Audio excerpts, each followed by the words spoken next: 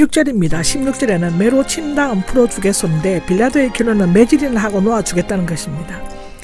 매질하다는 어린이를 혼인할 때의 얘기인데 제1부성가급 분사로서 어린이를 벌하듯 때리겠다는 것을 의미합니다. 이 말은 매를 맞으면 온몸이 피투성이가 되고 때로는 죽기까지 하고 무섭고 잔인한 로마의 채찍질을 부드럽게 표현한 것이라고 하는데요. 빌라도는 매질을 하면 예수를 놓아주는 것에 유대인들이 만족하고 동의할 것으로 생각했던 것 같습니다.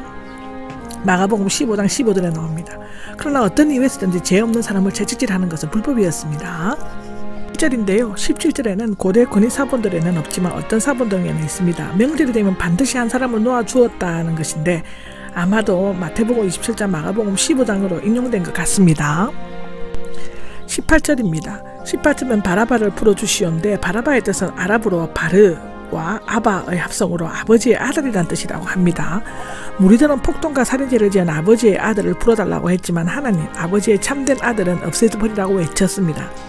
사실상 바라바는 공회가 고소한 내용과 똑같은 행동을 저지른 자였는데 반란을 선동한 자를 택한 유대인들은 그 후 계속 예루살렘 멸망이라는 비극적인 결과를 낳았고 마침내 바코크바 반란을 끝으로 이스라엘 역사의 종지부를 찍고 말았습니다.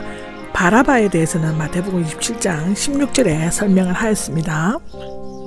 누가복음 23장 22절입니다. 22절에는 세 번째가 나오는데 예수님은 죄가 없으셨으므로 빌라도는 세 번씩 4절, 14절, 22절에 무죄를 선언하고 이번에는 그를 때려서 놓아주자고 하였다고 합니다. 23절에는 재촉하여가 나옵니다. 세게 밀다 주장하다 강요하다의 미알로 중간태이며 폭풍우나 소용돌이처럼 몰아붙이는 것을 나타낸다고 하는데요. 요구하였다는 상거래를 할 때 주문하는 것을 나타내며 강력히 끈질기게 요구하는 것을 의미합니다.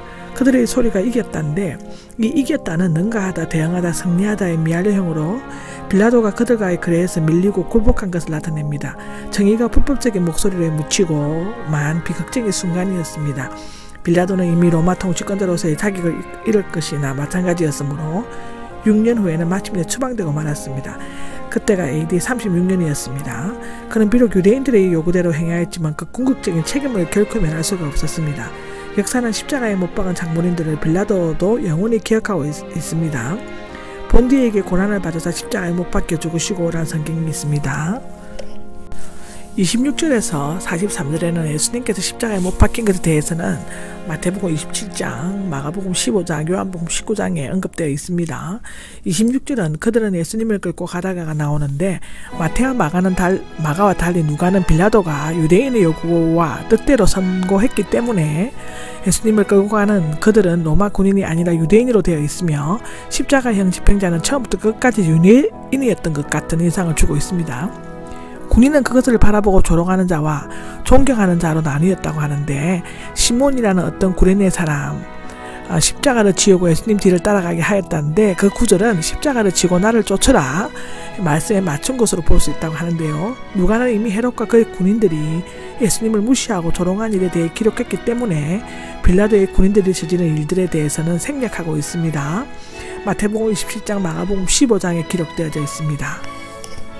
7절에서 31절까지는 이 부분은 누가복음에만 언급되고 있는데 누가복음은 여자의 복음서라고 할 만큼 복음서에 비해 다른 복음서에 비해 예수님을 따르는 여자들과 시중들던 여자들에 관해서 관심을 쏟고 있습니다. 28절을 보면 예루살렘의 딸들이 나오는데 평소 예수님과 제자들에게 시중들었던 갈릴리에서 따라온 여자들이 아니라 예루살렘에 사는 동정심 많은 여자들을 가리킵니다.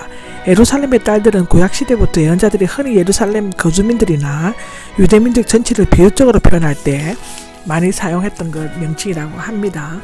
나 때문에 울지 말고가 나오는데 나는 곧 닥쳐올 십자가의 죽음 후에는 영광의 부활이 따르겠지만 너희들은 예루살렘이 멸망할 때 엄청난 재난을 겪어야만 할 것이다. 그러므로 나 때문에 울지 말고 너희와 너희 자녀들 때문에 울라는 뜻입니다. 지금 예루살렘 여자들은 나사렛 예언자이신 예수님의 고통스러워하는 모습을 보고 가슴을 치면 슬퍼하겠지만 앞으로 큰 국가적 재난을 당할 때는 장례식에서 애곡하는 자들처럼 큰 소리로 통곡하게 될 것이라고 누가복음 8장 52절, 마태복음 9장 23절에는 말하고 있습니다. 가톨릭 교회에서는 이때 베로니카라는 여자가 자기 앞을 통과하시는 예수님의 얼굴에 흐르는 땀을 씻었더니 그 얼굴이 새겨졌다는 사전설을 가지고 있습니다. 29절입니다. 29절에는 아이를 낳지 못하는 여자가 나오는데 이스라엘 여자들이 아이를 낳지 못하거나 아이를 배워보지 못한 것은 큰 수치이며 유언 조건이 되기도 했다고 합니다. 성경의 열왕기상 1장 6절, 누가복음 1장 25절에 기록되어 있습니다. 그러나 오히려 그런 여자들이 복이 있다고 할 때가 올 것인데 때에는 예루살렘이 로마군에 의해 포위당할 때 그때는 이스라엘의 멸망의 날이요 심판의 날이 될 것입니다. 그때 어린이는 포위된 성 안에서 굶어 죽거나 원수들에 의해 죽음을 당하거나 노예로 팔리게 될 것입니다. 어린아이가 없으면 그런 고통을 맛보지 않게 될 것입니다. 30절에는 우리 위에 무너져 내려라 우리를 덮어버리라는데 호세아 10장 8절에 인용이 되어 있습니다. 하나님의 심판은 매우 두렵고 아무도 피할 수 없기 때문에 사람들은 그 재앙을 견딜 수 없어 그 고통에서 헤어나기 위해 차라리 산들이 무너져 자신들을 덮어버리기를 원하게 될 것이라는 의미인데요. 이 말씀을 통해 예수님께서 예루살렘의 멸망은 피할 수 없으며 매우 비참한 결과를 초래하게 될 것임을 예언하였습니다. 31절입니다. 나무가 풀을 때 어떤 일이 일어나겠느냐인데 예수님께서는 이 격언과 같은 표현을 통해 지금 우리 자신에게 되어지고 있는 일을 예루살렘이 멸망할 때 유대인들에게 되어질 일과 비교하였습니다. 나무가 풀을 때인데 불에 잘 타지 않으므로 결백함에 사용되고 있는데 여기에서는 전혀 죄가 없지만 반란자로 정죄함을 받아 처형될 의인이신 예수님을 가리킵니다. 나무가 마를 때에는 쉽게 불붙으므로 죄악의 상징으로 쓰이고 여기에서는 폐역하고 방탕하여 심판의 불에 던지올 수밖에 없는 죄인된 유대인들을 가리킨다고 볼 수 있다고 합니다. 죄 없으신 푸른 나무와 같으신 예수님이 이같이 멸시와 조롱을 당하고 십자가의 전형까지 되었다면 이방인의 때가 차는 종말의 때에는 마른 나무와 같이 폐역하고 방탕한 유대인들이 맞게 될 심판은 얼마나 무섭고 비참한 것이 될 것인가 하는 것입니다. 또는 로마 군인들이 무죄하여 예수님께 이렇게 잔혹하게 대했다면 죄 많은 유대인들에게는 얼마나 더하겠느냐는 뜻입니다. 32절입니다. 행악자인데요. 행악지입니다. 아마도 그들은 살인과 방화 등을 저지른 흉악범이었을 것인데 마태나 마가는 그들을 강도라고 부르고 있으며 누가보다 더 뒤에 언급되고 있습니다. 예수께서 흉악범들과 함께 사형장으로 끌려가신 것은 예언을 이루기 위함이었다고 누가복음 22장 37절, 이사야 53장 12절에 나옵니다. 예수님은 바라바가 못 박혀야 할 중앙자리에 못 박히셨습니다. 마태복음 27장과 마가복음 15장은 거의 일치하지만 조금의 차이는 있습니다.